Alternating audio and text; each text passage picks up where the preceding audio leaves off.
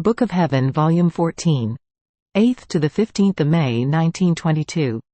Page 43–49. May 8, 1922. The pains of one who loves Jesus the most are in continuous currents with his heart. Continuing in my usual state, blessed Jesus just barely made himself seen, like a flash that runs away. He showed now the shadow of his light, now his hand.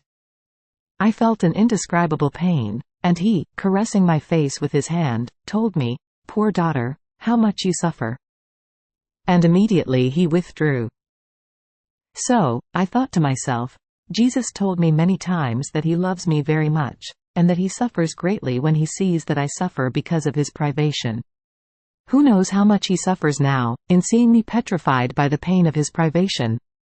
So, in order not to make him suffer much, I want to pluck up my strength, and try to be more content, less oppressed, more attentive in maintaining my flight, my attitude in his will, so as to bring him my kiss, not embittered, but peaceful and content, which may not sadden him, but rather, console him.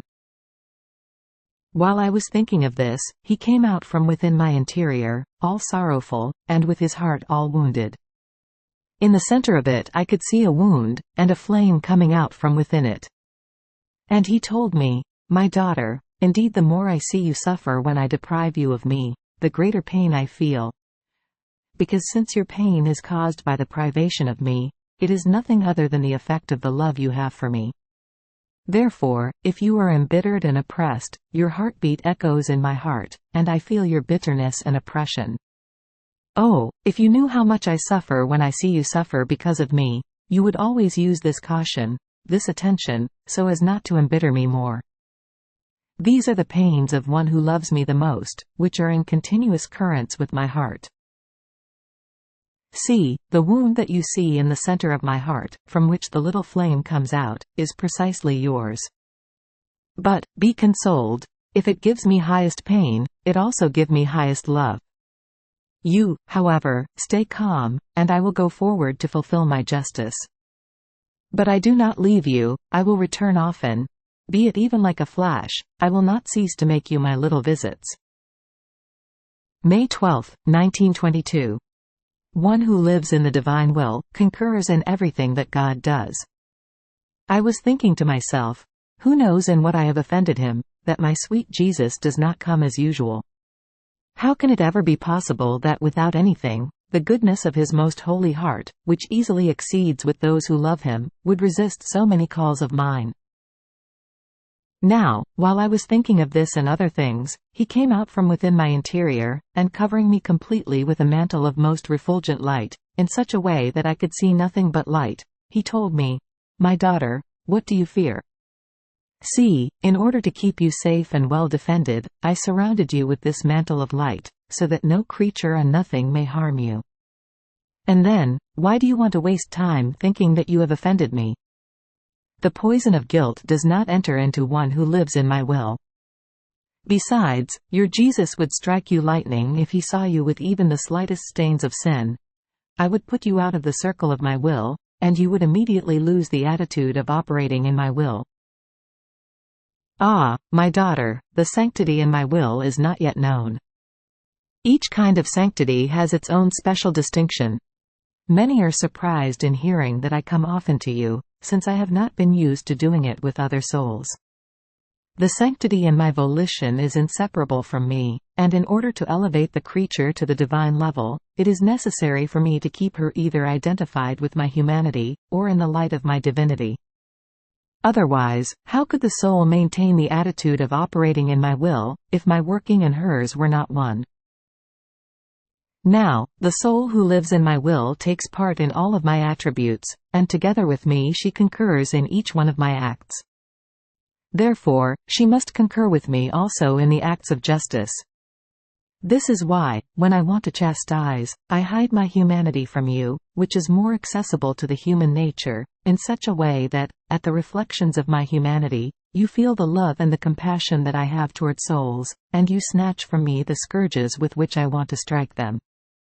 Then, when creatures do so much as to force me to strike them, hiding my humanity from you, I raise you into the light of my divinity, and as it absorbs you and delights you, You do not feel the reverberations of my humanity, and I, being left free, strike the creatures.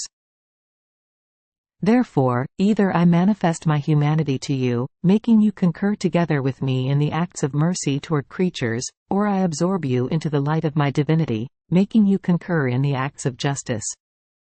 But you are always with me. Even more, when I absorb you in the light of my divinity, it is a greater grace that I give you, while you, not seeing my humanity, lament that I deprive you of me and do not appreciate the grace you receive. On hearing that I was concurring in the acts of justice, frightened, I said, "So, my love, now that you are striking the creatures, making their homes collapse, am I doing this together with you? No, no, heaven forbid that I touch my brothers. When you want to strike them, I will make myself small in your will, I will not diffuse myself in it, so as not to take part in what you are doing. In everything I want to do what you do. But in this, striking creatures, never. And Jesus, why are you frightened? In my will you cannot be exempt from doing what I do. It is a natural thing, and this is exactly the sanctity in my will, to do nothing from one's own, but to do whatever God does. And then, my justice is sanctity and love, and it serves to balance the divine rights. If I did not have justice, all the fullness of perfection would be lacking to my divinity. So, if you want to live in my volition and do not want to take part in the acts of justice, the sanctity done in my will would not have its full completion.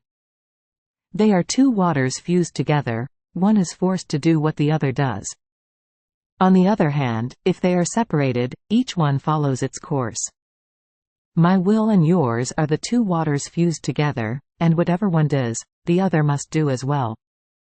Therefore, I want you always in my will. So I abandoned all of myself in his will, but I felt great repugnance in me toward justice. And my sweet Jesus, coming back, told me, "If you knew how heavy it is for me to use justice, and how much I love the creature. The whole of creation is for me like the body to the soul, like the skin to the fruit. I am in continuous and immediate act with man, although created things hide me, just as the body hides the soul. However, if it wasn't for the soul, the body would have no life. In the same way, if I withdrew from created things, they would all remain without life. In all created things I visit man, I touch him and I give him life. I am hidden in the fire, and I visit him with its heat. If I were not there, the fire would have no heat, it would be a painted fire and without life.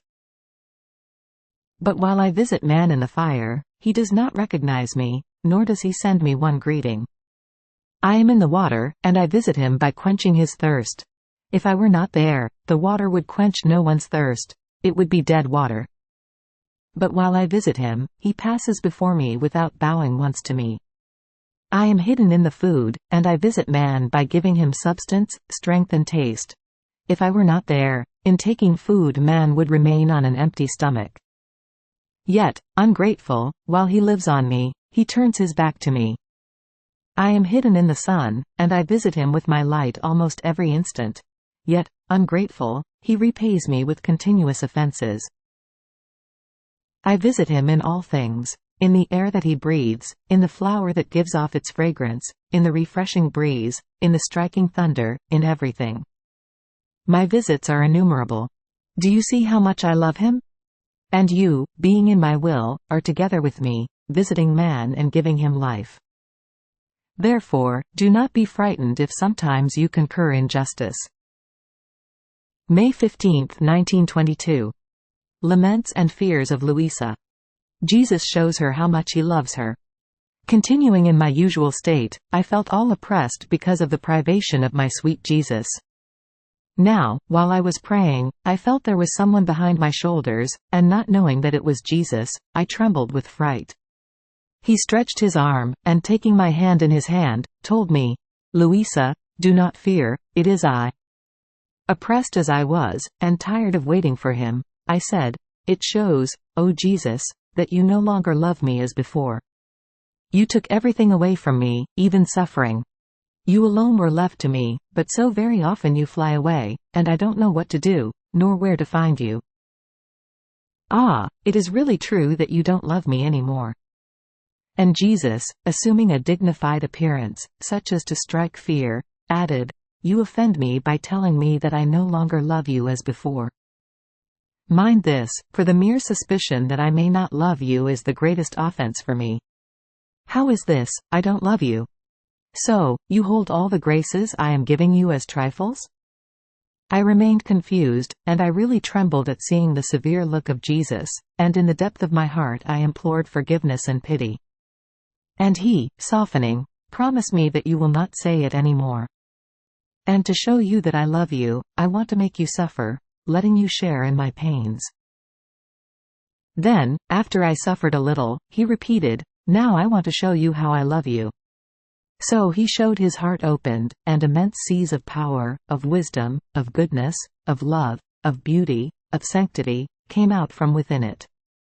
In the center of each one of these seas it was written, "Luisa, daughter of my immensity, daughter of my power, daughter of my wisdom, daughter of my goodness, daughter of my love, daughter of my beauty, daughter of my sanctity." The more I looked, the more I remained confused. "And Jesus, have you seen how much I love you? And how, not only in my heart, but in all of my attributes I carry your name written, and your name written in me makes ever new currents of grace, of light, of love, etc., open for you. Yet, you tell me that I do not love you? How can you even suspect this?"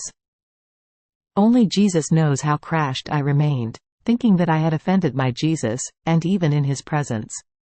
Oh God, what pain! How awful guilt is!